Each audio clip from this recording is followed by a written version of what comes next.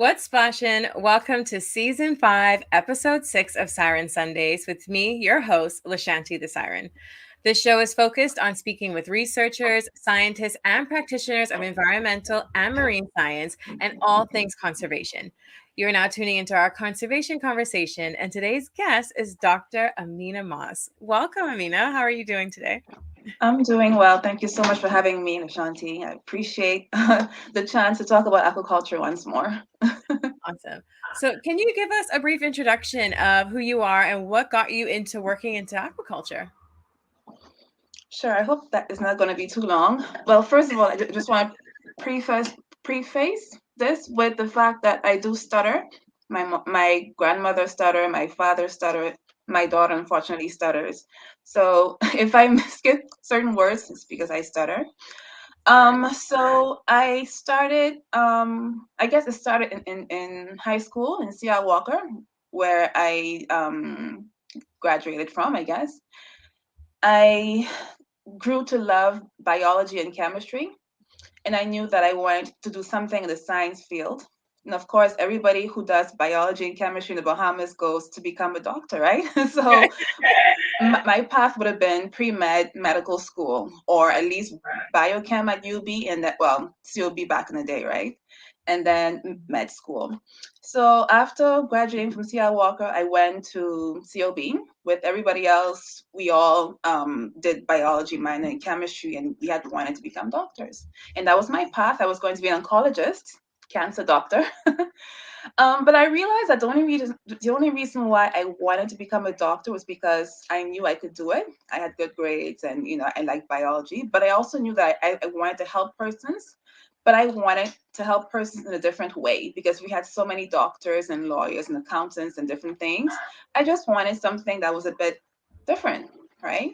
Because those jobs are still pretty good, right? So I don't want to discount them, but I didn't see it for me, I guess. So after I graduated from COB with my bachelor's degree, I went through a phase where I was just sad, depressed. I was a bit down. I worked random jobs trying to find something that I would be passionate about on Google. I just couldn't find it. And then one day I saw a course on aquaculture that I loved. I took a quick certification on it, and I really fell in love with it. And one thing led to the next. A coworker, she saw an ad in the newspaper advertising getting a degree in Japan, right? So I went ahead and applied. So the ad only shows once per year, one day per year, believe it or not. And sorry if I'm rambling, you can stop me if I'm talking too much. No. Yes, so the ad for the Japanese scholarship only shows one day per year, and she happened to have seen it on that day, and she told me about it, and I applied, of course. So what they had said was that you have to send all your documents to the Ministry of Education, which I did, and I sent it 3 weeks in advance because I was just so excited. And 2 months later, I got a call from the Embassy of Japan in Jamaica. That the lady told me, "Why did you send your application so late? You're the first Bahamian that we're actually considering for the scholarship." I said, "Well, I sent it three weeks earlier, earlier than the deadline, I guess." She said, "No, we received it today." So I was like, "No, I sent it a long time ago." She said, "Well, anyway, it's too late. Next year I'll apply." So I applied. Well, no, the following year I forgot about it actually. She called me from the embassy and said, "Hello, you have to apply this year." So I applied and I got it. So the scholarship was to get a master's degree in Japan. And while I was there, the research was going so well, they had wanted me to stay on to go ahead and get my PhD as well, right? Because the research was really interesting. And so they had wanted me to just continue on to get my PhD. And that's how I got to Japan, and that's how I got my degrees and stuff.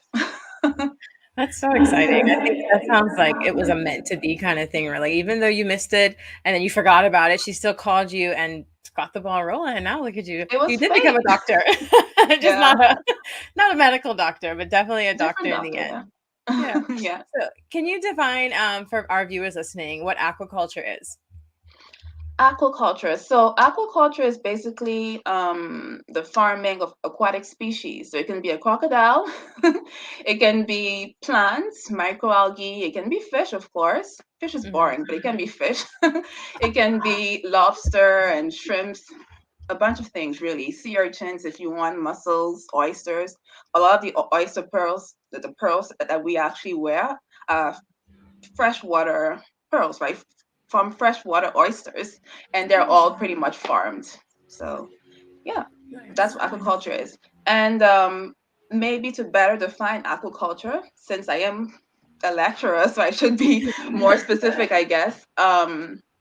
So way back in the day, our ancestors, they were hunters and gatherers, right? So they would actually go in the field and they would um, grab vegetables and fruits and they would carry them home. They'd also go in the field and kill, I guess, cows. I don't know what they found, Yeah, deers, whatever we whatever was found. in the field, right?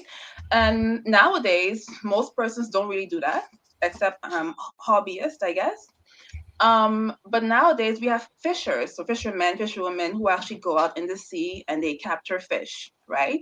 So that's how we used to live back in the day. We actually would have to go in the field to capture things.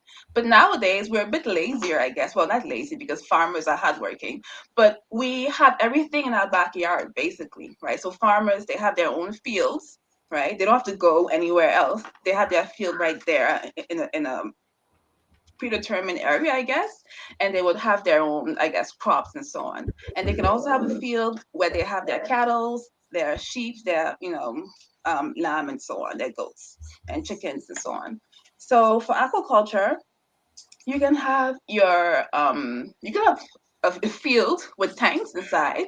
You can have a pond that's in your backyard, and inside the pond you can grow your shrimps. You can grow whatever else you want. You can also have a predetermined area that's offshore with a cage where you enclose a lot of fish if you want, right? So that's what Mhm. aquaculture is basically.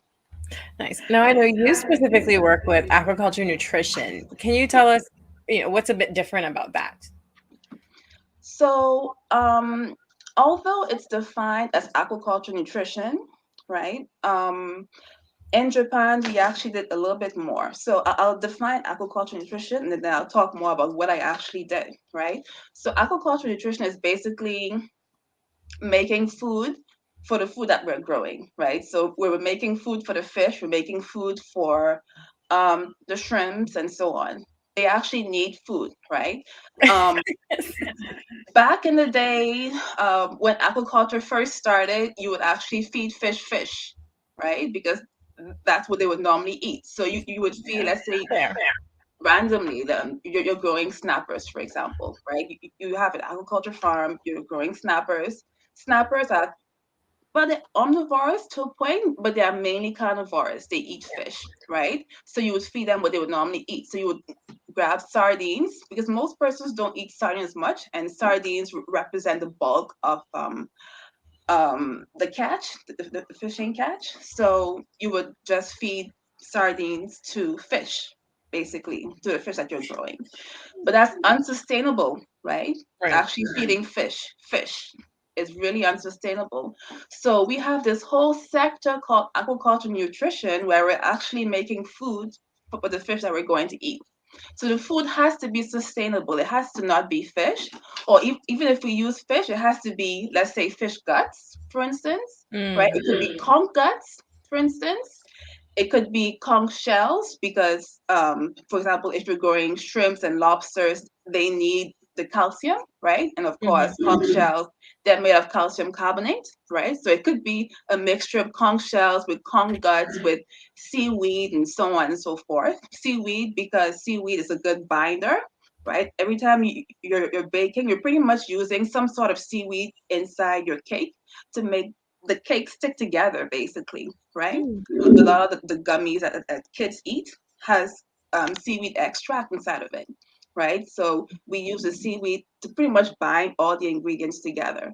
So we can create sustainable food for fish and shrimps just by using natural ingredients or um, fisheries waste, basically, right? Because we don't eat the conch shells, We don't eat the conch guts. We don't eat the fish guts, and most Bahamians don't eat seaweed, right? So, I love seaweed. oh well, see, you're the exception.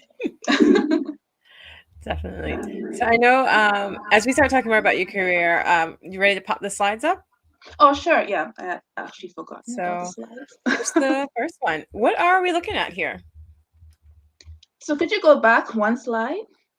Okay. Back. Back one. This one? That one, right? So, this one is just to try and motivate young Bahamians who actually want to go ahead and study. Um, you can't really get your bachelor's degree unless you speak fluent Japanese, right? And so, because I think most bachelor's programs in Japan are taught in Japanese, right?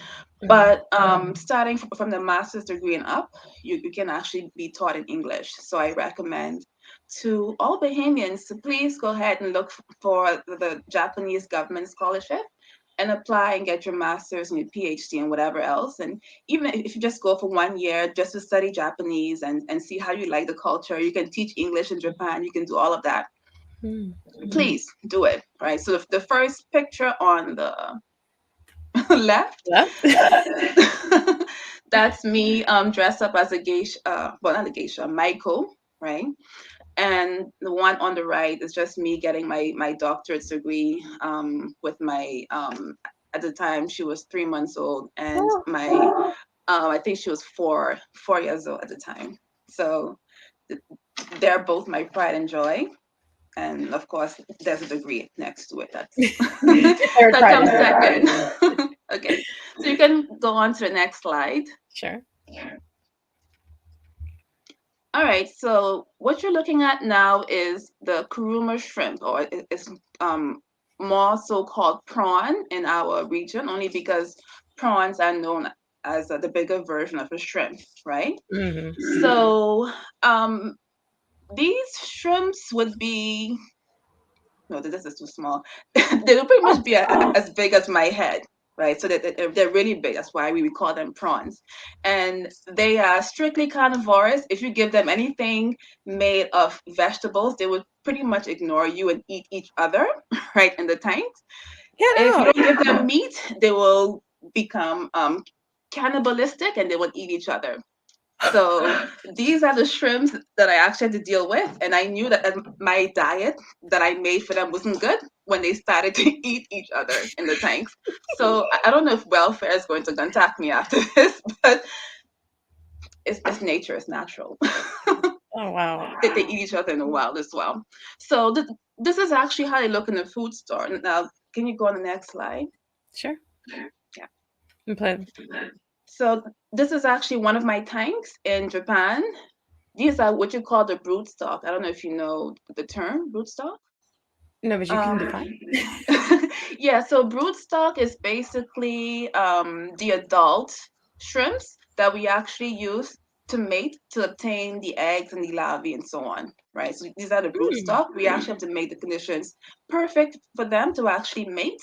And once they mate, they release the larvae, and then yeah, we have baby shrimps to work with. Now, Okay, were they next. selected for a particular reason? Like, why were these ones decided as that? No, they were selected as random. We obtained them from a farm nearby. Okay. Yeah, we just asked for the brood stocks, and they were able to forward them to us. Awesome. And so once the broodstock mate, they have they release the eggs, and the eggs grow into larvae, and they go through all the larval stages. And this is the final stage where they become post larvae. So if you look on the left side, left hand side, sorry, yeah, so the video, I don't know if you can see those small white lines Yeah, I can swimming see them. about. Yeah. Mhm. So if you put them under the microscope, they look like what you see on the right. Wow. So those are the baby shrimps, basically. This is another baby. That's it. No, it's not a video. It's just another picture of the post larvae, just to show you how tiny they are and how big they become, after several months. So these shrimps can actually be harvested at about 6 to 7 months, right? So you can almost have 2 harvests per year. This is how they end up growing. So this one is probably about 1 month old, perhaps, Oh, right? wow. Yeah, so they grow pretty fast once you actually feed them food, good food Meat. that is. Yeah. Wow. And yeah, so that's how big they grow, sorry. This is how the So biggest that they get. no, they can actually get bigger, but of course, after a while you actually want to make some money, so you actually sell them. This is pretty much the harvestable size, I guess. Yeah, but Hmm. they can actually grow bigger than that. Wow. Do they ever stop growing? I know I've heard that certain reptiles never stop growing. Like if you were to keep just feeding them and growing them, would they just get bigger and bigger, like super jumbo shrimp? They will go pretty big, but after a while they will start becoming wider and wider, right? Mm. So yeah, but they can grow pretty big. I've seen a picture of somebody who had it as big as long as my forearm, I guess. So that's the biggest I've seen so far. They can grow Wow. really big. Wow. Let's see. Oh. So this is a video. Um, the guy in the blue, yeah. So what he's doing is that he's scraping all of the barnacles, right? And I have them in my hand as well. So this is an actual shrimp farm. And so what they do is that they don't feed them as much. What they do is they just scrape off the barnacles and the shrimps feed off the barnacles instead. Wow. Right? Yeah. So that's That pretty sounds pretty interesting. sustainable, Yeah, right? it is. Hmm. Oh, Japan is very serious about sustainable aquaculture. They're unlike any other Asian countries, to be honest. And they're known for eating like a lot of seafood as well, correct? Oh yeah, and actually on that same day, because a friend of mine and I went to go ahead and visit this particular farm. On that day, they took some shrimps out and they ate them raw in front of us, and they had us try it. How was it? Oh, hello. How did it taste raw? How did it taste? It tastes sweet for some reason. Have you ever had raw shrimp? No. I don't know if anybody who's watching has had raw shrimp, but those shrimps taste raw. And I'm actually allergic to shrimps, but I was able to eat the raw shrimps. So, because I know I've had shrimp cocktail before in the past, but that's not raw, correct? I think they're a bit boiled or something like that. Yeah. Okay, so no, I've never, I've never had raw shrimp. Wow, wow. Okay. Um, Yeah, it's let's. pretty This. interesting. Sorry, I hope you can't hear my puppies in the background. No, it's so cute. So, what do we have here? This is fish. So, yeah, besides shrimps, I had experience working with fish as well. And so, what you're looking at, sea bream fish. Okay. And then the next slide should be flounder fish, you know, Mm. the flat fish. Mm-hmm. They have both eyes on one side of the body, basically, and the other side is just white and plain. So those are a bit scary to work with at first. Why? But just because of how they look, they're very flat, and just one side has both eyes. It's just weird, and the other side is just nothing, just white. Hmm. So the first time I saw it, I just freaked out, really. Um, Interesting. and so what you're seeing is some of the diet that I actually made. So I grade them, I sieve them depending on the size of the fish or the shrimp that I'm actually feeding. So, of Okay. course, the one on the left is for the very small post-larval shrimps. The one on the right is for the slightly bigger shrimps. And of course, they get much bigger than that. Hmm. So it depends on what type of or what stage I'm actually feeding basically. And it's almost the same process for fish in terms of making the feeds. It's just that shrimps, they take a little bit longer to actually eat. They nibble on their food, they nibble. So the food has to be binded a little bit longer than, let's say, for fish, right? So fish, you normally This. um, feed them, yeah, as soon as you actually throw the food inside the water, they just, go ahead and eat it. Mm-hmm. And so if they haven't eaten past 5 minutes, they're not going to eat anymore, basically. The The fish. fish or the shrimp? Oh, the fish. The fish, right? But the shrimps, they actually hide in the sun, and you throw food in, they'll wait until you go, you move, and they'll come out of hiding and they will eat. So the food has to stay solid in the water much longer, right? So this is where something like seaweed extract comes in, because seaweed is a very strong binder. It helps to keep the food together basically in the water much longer, right? So it allows the food not to pretty much dissolve in the water before the shrimp gets a chance to completely finish it. Right. Wow, that is so cool. It's, what And do we have so, here? all right, so on the left, we have me just pretty much taking blood from the fish, because yes, we are making food for the fish, and yes, we are feeding them, but we want to make sure that the fish that we're growing is healthy, right? Because ultimately, aquaculture most of the time is to eat, right? You're trying to Yeah. eat the food. So if the fish is not healthy, then we're unable to eat it. So we do have to take tests later on. We have to remove the blood and separate the plasma and so on to actually do some analysis in the lab. So we have to So, make sure that the shrimp is healthy. Sorry, the fish is healthy. Go ahead. and so is this fish alive when you're taking the blood, or is this after they've been harvested? So if you are an expert person, not to say that I am or not, but if you are an expert at removing the blood, you can actually remove it without killing the fish. Wow. Now, a lot of persons practice and try, and they're unable to actually remove the blood without killing the fish, right? And of course, the smaller the fish is, the less blood you can actually remove from its body. So it Mm. really takes knowing your species, knowing where to actually puncture and so on. So it depends, really. At the And is time, that fish was alive. wow. And is it because they don't survive because as you're doing it, they're traumatized, or it's just the way that you puncture them, or is it just because you're taking blood? So sometimes it's because you're taking blood, because sometimes persons take too much blood. Mm. Other times it's because the person would have punctured at the wrong spot. Oops. I hope you don't see my cat. I know you have a dog, I have a cat. um, yeah, so it really depends. Also, sometimes the person is trying to locate where to actually extract the blood from, and the fish is out of water for too long, and they're putting too much pressure on the fish and so on.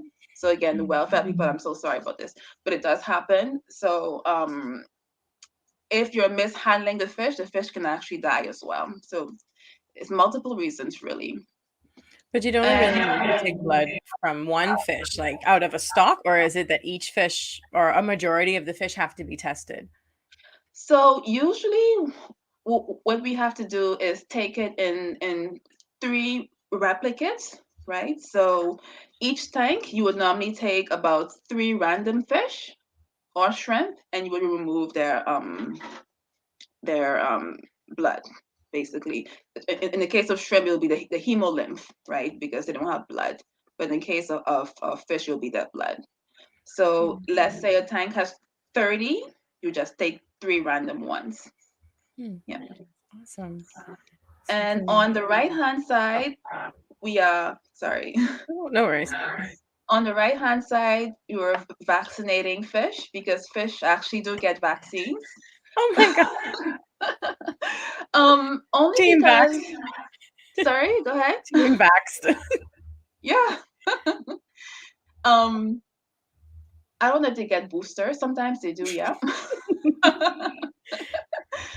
So in this instance, these are amberjack fish, juveniles, and before they started the experiment, they went ahead and vaccinated them, and then they stress test them to see if the vaccines work. Because we have bacteria, we have viruses, and so on that affect fish. They affect fish in the wild, mind you, but because fish in the wild, they're in the ocean, right?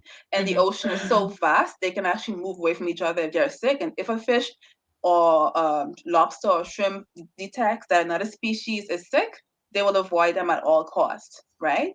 And they can do it because they're in the wild and they have a lot of space. But in an aquaculture tank, they're all confined to one area. So if one shrimp or one fish is sick, then nobody can escape, basically, right? Mm-hmm. And the fish can't really tell us that, hey, this one is this little one is That's sick, your boy. right? Come on, you don't want to die too, right? So um, when one fish is sick, you're gonna get about 33% of your tank infected, depending on what the disease is. With shrimp, usually when one shrimp is sick, the whole tank is infected. Because by the time you're actually able to see the physical signs, it has spread all throughout the tank, right? So prevention is better than cure. Usually for shrimp, what we do is provide them with probiotics.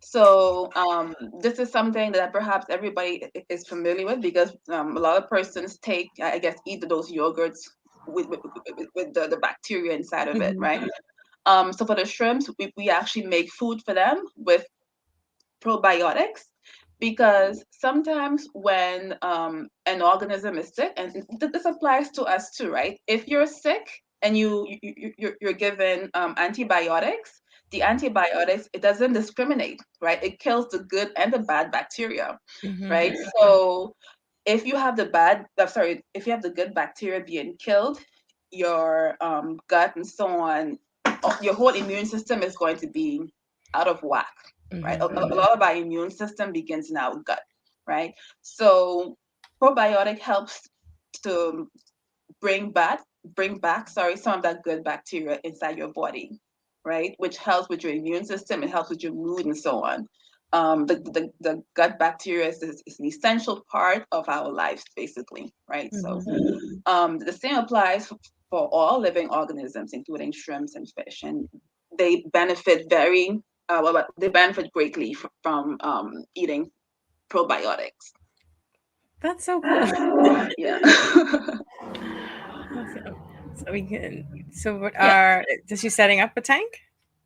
that's me setting up tanks.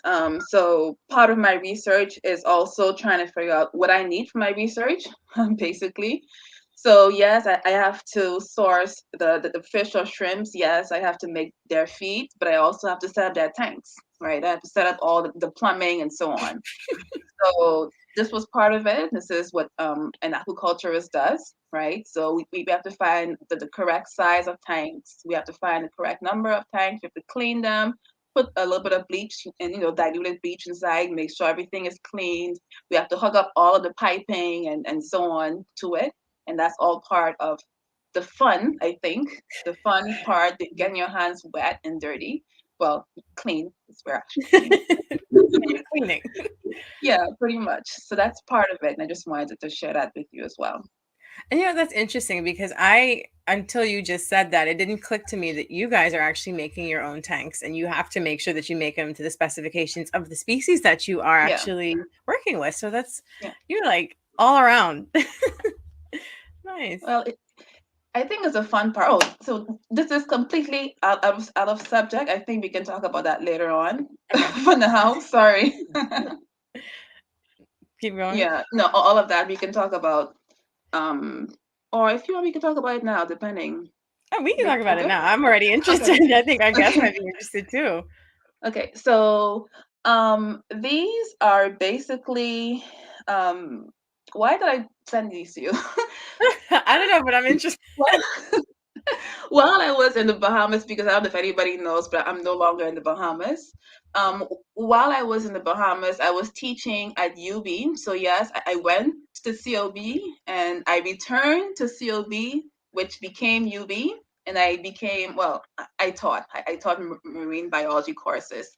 And a part of it was trying to get students more interested in the microbiome, I guess. Mm. A lot of the students who study microbiology, they are very one-track minded in terms of what they want to conserve and so on. So I wanted to encourage them to see more of our beautiful Bahamas and more of our resources, right? So you have on the right a mollusk, right? And you no right. You have on the left Hmm. the mollusk, and you have on the Oops. Can you hear me? I can hear you. Yeah. Okay. So you have on the left, 'cause my screen is freezing. You have on the left a copepod. I don't know if anybody has heard of them, but they are microorganisms that actually live in our waters, and they're very abundant, and they're very important for the marine life, basically. So I Nice. just wanted to show that to the students. And I also wanted to show it to future marine biologists who want to study who want to study marine biology, of course. There is much more to the ocean than just fish and lobsters and conch. There's also a lot of small organisms that we need to make the whole, wheel spin, basically, in the ecology of our marine environment. So I want to show that, and you can show the next slide as well. Yeah. And that is important. I know one of my last guests, Catalina, she was studying phytoplankton. She's Okay. from Abaco, studying in Canada and studying phytoplankton all the way in Antarctica. So I was like, it's possible. You don't have to stay here, and you don't even have to go to these amazing locations to even study some of these microscopic things. Yeah, because she can just obtain samples, and Mm-hmm. it works perfectly. So on the left hand side, you have diatoms. So diatoms, they make up over, what was the percentage? I think over 50% of the oxygen that we actually breathe, right? So it's not the trees you see in the Amazon forest or the trees in your yard, is these small little itty bitty diatoms, right? And my zoom on my microscope was not the best, but if you Google diatoms and you see the pictures, they look lovely. And on the right hand side is a polychaete worm. So the microscope was not big enough to actually capture its beauty. And it freaked out a lot of students when they saw it because it was wiggling about. It was pretty much dancing the salsa in the microscope. But it's a lovely creature and is also part of our ecosystem. And you know, I am in love with the micro world, I guess. Yeah, it's giving centipede, so I could see why. Yeah, yeah. It's very, I don't know, I love it. And then I think the final slide that I have to share with everybody, and there's a video at the bottom. So with my students at UB, we actually went in the back of Potter's Key Dock, where they actually store all of the conch. Mm-hmm. So the water in the back there is very, very dirty. It's unsanitary, right? And I'm Yes. sorry, I'm not sure if I'm offending anybody. But if you go in the back there, it smells really bad, Mm-hmm. basically, right? And so somebody was able to see a fish swimming very weirdly. He took it out of the water, and I don't know if you can see it, but the fish is actually swimming backwards. Yeah. You see, right? And I have him in my hand in that picture. He's really sick. So um, the water condition is really unsanitary, and this is another way that marine biologists can also help to make the environment better by not only knowing about these fish, but also knowing how to make the environment a safer place for these fish. Because if this fish was in a different part of our ocean, in the coral reefs, it would have been a vibrant blue and yellow, perhaps, right? But Was you that a see, it's sergeant major? yeah, Wow. Wow. See, and that, and so as you just said, the coloration, I just realized what fish that was. yeah, and you can see it's swimming backwards. It Yeah. just couldn't really, it can orient itself. So in the back there, the water is very unsanitary. I also wanted to bring that, like I said, I want the marine biologists to be interested in doing other things and to have other fights. So yeah, that's Mhm. it. I think that's all of the slides to show. Yeah. And I know we actually have been getting some questions in the chat. So I'm going to pop Okay. some of them up to see if you can answer some of them. So we Okay. have my Aunt Denise. Why does sway fish get such a bad rep as a farmed, raised, and what they are fed sometimes? And I agree. I know that a lot of people say stay away from that aquaculture fish. Yeah, so um aquaculture is not being done sustainably in many countries, right? And this is what I've been having a problem with our government, to be quite honest. Our government just wants to copy and paste whatever is being done in other countries. I'm sorry, I don't want to put your show into any Nope, trouble. never. Yeah, so our government just wants to copy and paste whatever is being done in other countries and apply it to us. Now, the Bahamas is one of the loveliest places in the world. If you look on Google Earth and you zoom out, you can still see the Bahamas from space. This Hmm. bright blue, I mean, aquamarine color from space.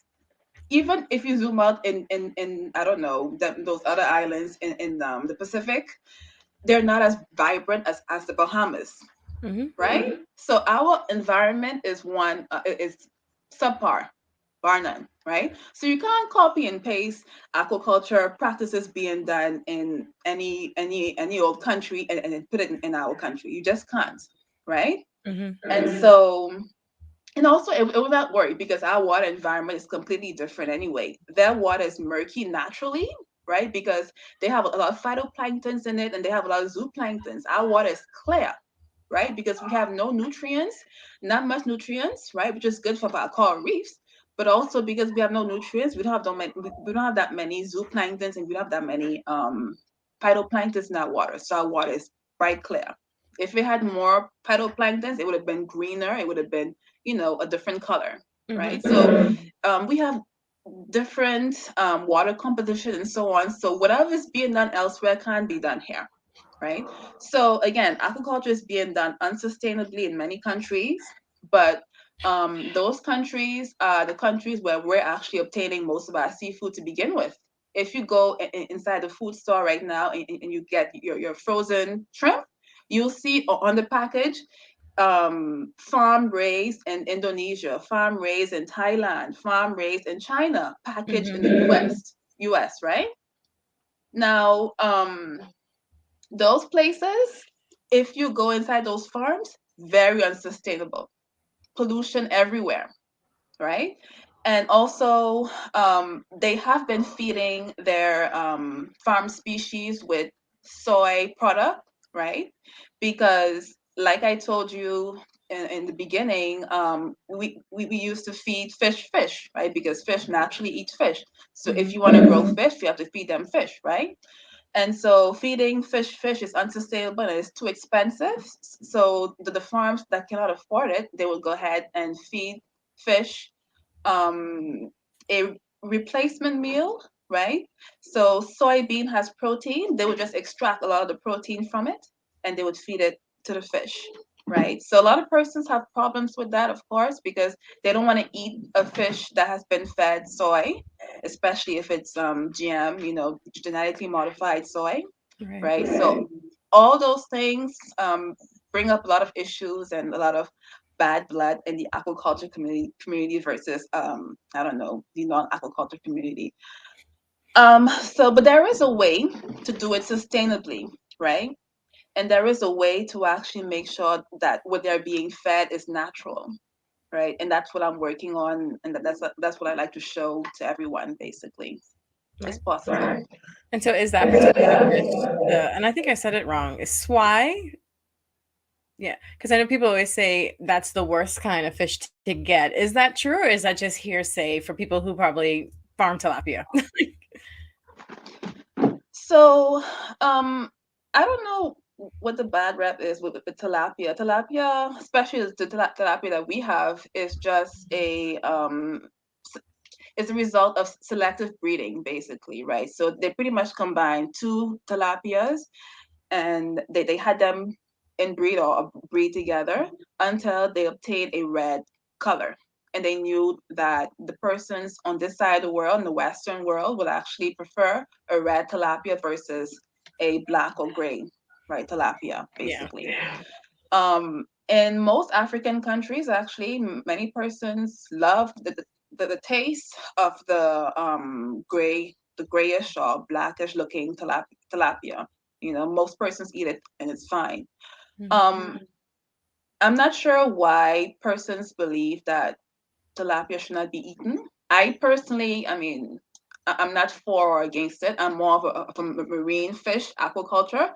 Tilapia is fresh water, so I don't really deal with tilapia per se. Okay. But I think that tilapia is a good way for the Bahamas to introduce itself into the aquaculture world, only because um, we can do tilapia and aquaponics, right? And other persons are into the whole backyard farming and so on. So having a small setup of tilapia and your vegetables could be a good way to go, right? Mm-hmm. So I'm not sure. A lot of persons have issues with it, but many Bahamians are perhaps eating red tilapia and thinking it's snapper anyway. So Right. I don't know. I don't Yeah. know. 'Cause I know I've actually there was a restaurant that I went to and they were serving the swag or the swy, and they've told me it's called American grouper.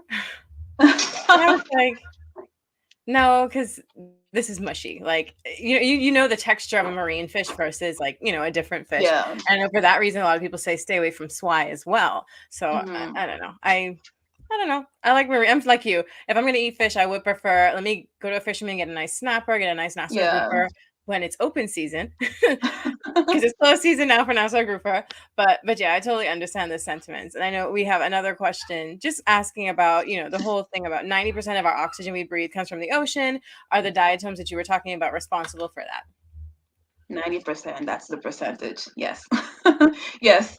The diatoms, they're pretty much phytoplankton. So phyto means plant and plankton means wanderers, I guess, right? So Mhm. so, so these plant-like organisms that pretty much float at the surface of the ocean. Of course, they have to float because they need the sunlight, right? And Mhm. so they absorb all the carbon dioxide, right? So a good way that we're actually getting rid of a lot of carbon dioxide is it being dissolved into the ocean and being absorbed by all the diatoms. So they're actually helping to prevent global warming, but they're not helping enough because we're doing so much damage to begin with. Whole different topic. Yeah. So the diatoms, they're absorbing so much carbon dioxide, and as they absorb it, they make food and so on for the zooplankton and so on. And of course, a byproduct of photosynthesis is oxygen. So yes, I guess it is 90%. I thought it was 50%, but yes, 90%. Well, I'm happy to hear it's 90%. It just makes the ocean more important. It Um, is. But and I was curious. Do you find that there are a lot of Bahamians or Caribbean people in your field? I know in one of my last seasons, I had Michael Bowleg, who's actually a PhD researcher over in the UK as well. He's studying aquaculture nutrition and stuff. Yeah. And I wonder, like, do you get to meet a lot of Bahamians or even just Caribbean people working in this sector? So I know Michael, he and I happen to have worked somewhere together, right? Nice. So he was a co-worker. And then I was so glad to hear about him and KP Luther and so on doing great work. And now he's working on spiny lobster research, which is awesome. And a fun fact for you, spiny lobster research has been done in Japan as well. And the same diet that they feed to the kuruma prawns, the big prawns that I show you, is the Mhm. same diet that they actually fed the spiny lobsters, right? Because they're almost the same, right? They're both crustaceans, and they have the same dietary needs basically. So in terms of other Caribbean persons, of course, Michael. Um, there's a friend of mine. She's Jamaican. She and I met when I was presenting at a conference in Malaysia. Her name is Nice. Julianne Russo. She is a consultant, and she also, I believe, works for Aquaculture Without Borders.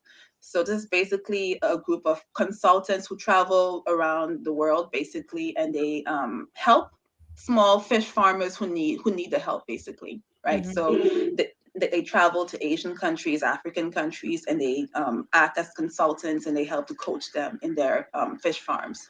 So she's doing great work, although she's living, I believe, in Belgium. But from Belgium. I believe once you live outside of the Caribbean, you can do more things because you get to build up your network a little bit more. So you're Mhm. able to reach more persons in terms of funding and trying to get the interest into aquaculture in the Caribbean, because Right. most persons actually forget about the Caribbean when they talk about aquaculture. They think Asia, Mhm. Europe, so yeah, I think Yeah. that's So it. I know. So we've been talking a lot about this the food that you feed these animals. Are you able to tell us what is the main component of this feed that you're getting? Because I know you mentioned seaweed is the binder. Mhm. are you still using animal products in this, or is it plant-based? Like, what is your go-to feed for these shrimp and even the spiny lobster? So it really depends on um, the ultimate goal. Everybody has their own goal. I personally believe in using, well, if you want to make a sustainable diet, you have to use local ingredients. So a sustainable diet for us might look differently for another country. So I focused more when I was in Japan. I insisted on using a species that resembled the conch, right? Which is why I wanted to work with a particular mollusk that they had locally. And so that mollusk, they would actually eat it whole. So they would actually eat they would eat the guts and everything. But I told them that no, in the Bahamas we actually don't eat the guts. We only eat the white part. I think we only eat about 30% of the live weight of the conch. The rest of Yeah. it we pretty much discard. The conch shells become reefs later on because we don't really use them. We hardly do. I guess now personally I'm making jewelry and stuff with them, which is good. But we hardly use the conch shells, right? And we don't eat the conch guts, right? The visceral organs, we don't eat them. So the Japanese were confused, like, why these people don't eat? These people are weird. They don't eat conch guts. But I'm like, weird. Anyway, so basically, I told them that yeah, I want to use the conch guts as the main protein in the diet of the shrimp. So the main protein was the conch guts. And doing the research, we realized that the conch guts actually made the shrimps grow really, really big, much bigger than because normally they would feed squids, right? They would feed squid to the shrimps, like squid byproduct. So Okay. whatever they don't eat from the actual squid, they would feed that to the shrimps. So the conch guts beat their squid byproduct, right? So Awesome. that research is what I had to present to different countries. So I mentioned Malaysia, and then I also went to Taiwan to present it. The only thing is, it's not fully sustainable because we need a um, large source of corn guts to actually make a diet, a consistent diet. Mm. So I think we can perhaps only use a small amount, but we still have to find something else as a protein in their diet, right? So I'm still trying to find that protein, basically. Yeah. Well, I hope It's you a work. find it. You seem to be on the right track, so far. Yeah. But so, how can our viewers, if there is someone out there listening and they're like, oh my goodness, I do want to get involved in this. I know I have your email and your LinkedIn up there. Are there other ways that people can maybe follow your work or maybe mentor, internship, any ways that they can get involved with what you're doing? Okay, so I have just started a new job. I'm no longer in the Bahamas. I'm in the UK now. I'm living in Scotland, and I'm working at the Institute of Aquaculture at the University of Stirling, right? And so I have been hired as a lecturer here, and so I'm gonna be given my own lab and so on. So I need some Bahamians to join me in my lab. Yeah, you can come as a bachelor student, you can come as a master student, and you can, once you start as a master student, you're almost guaranteed in my book to continue as a PhD and then a postdoc, right? So feel free to contact me. So yeah, my email is there. If you know somebody who's interested in aquaculture research, yeah, have them contact me and I'll be very happy, maybe too excited to have them join me as soon as possible. And yeah, I think that's it. Yeah, definitely. And so I know a lot of times when I speak with my guests, these are the life lessons that you learn through your work. Do you have any of those that you want to share with our viewers? um hmm, I don't know. This is a hard one. This is the hardest question you've asked me today. Life lesson. I don't know because life is still going on, right? So Yeah. there is so much, there is so much to learn at every stage. But I do want to tell everybody to take your time, right? Don't do it whatever it is. It looks differently to everybody, but don't do it because everybody else is doing it, right? Do it because you know within your gut that this is what you were born to do. This is what you're meant to actually do, right? So I am passionate about different things, and those things keep me up at night. They keep me thinking. They keep me challenged. They keep me wanting more. And those things are things that I know for sure I'm supposed to be doing, right? And I think that it's important for persons to find their purpose, to find what they were meant to do. And your purpose is not, it's not black and white. It's something that's uniquely yours. Like Ashanti, you have this Siren Sundays and so on. This is your brand. This is you, right? Everybody has their it, right? So I want persons to take their time and find their it. Don't do it just because everybody else says that's what you should be doing, basically. So after I got my bachelor's degree, I was stuck in a rut. I was the lowest I have ever been in my life, right? I had horrible thoughts in my head. I just wasn't feeling the best that I was, that I could have been, basically. I knew in my gut, doctor was not, well, MD doctor was Medical not the doctor. thing. Yeah, MD doctor was not the thing that I wanted to do. So I took my time and I breathed a little bit. I stepped back a little bit. I didn't jump into it, as everybody else did, right? I took my time, I thought about it some more, and I really, really contemplated my life and saw what I was more passionate about. And I think people need to take the time to breathe, don't just rush everything. Because I think this generation is a microwave generation. Everybody just wants everything now, now, now, now, Yeah. everybody else is succeeding. So they're saying, well, I want to succeed too. I want to have $1 million too, so everybody's just wanting everything now, now. But sometimes we just have to sit back, and think and just breathe, right? And so, yeah, I that's love that. I feel like you were talking to me, and I know everyone watching probably feels the same way. And that is a beautiful thing. Like, just take some time and breathe. Like, and you're right. And I love that term, microwave generation. Like, we don't want to wait for things to bake. We want to pop it in the microwave and get it right now. So yeah. you just, you inspired me so much just now. So definitely do the things that light your soul on fire, that bring that passion.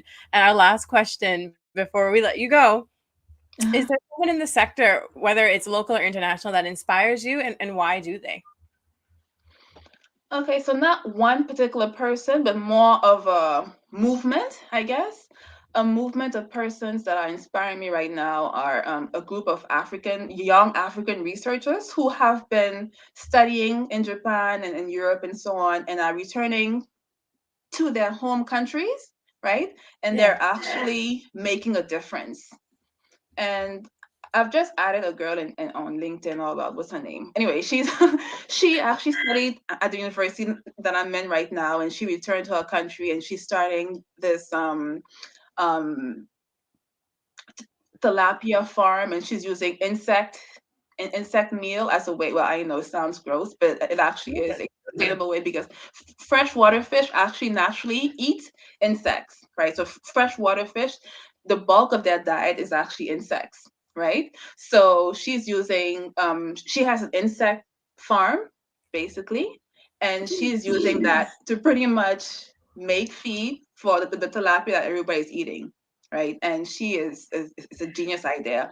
And there are many persons in Malawi and Kenya and Senegal and many places in Africa where young persons said that, right, are returning home, which is rare because normally once you graduate, you're off for the job and you stay away, right? They return home and they're actually making a difference. And you know what? And this is the key. This is the main thing. Their government is actually helping them. Mind blown. Mm. The Bahamas can learn so much. I have hope. I think we need more people saying things like this, and Yeah. bringing attention to it, and I think we'll get there. You got the little grants coming out and the development bank, and Yeah. slowly but surely. It ain't a microwave. We are definitely a fire oven country. We are slowly baking, but we'll definitely get there. And thank you so much. This was such an amazing episode. I'm so glad I finally got to get you on the show. Thank you for taking Thank some you so time much out for of your having me. evening. I know it's so late there, but Yeah, it's sorry, 10 p.m. now. sorry to keep you so late, but I'm so grateful. Thank you for riding this wave with us. Thank you to all our viewers and anyone listening later on this podcast. Keep riding the wave of Siren Sundays, and I hope to see you all later. Bye.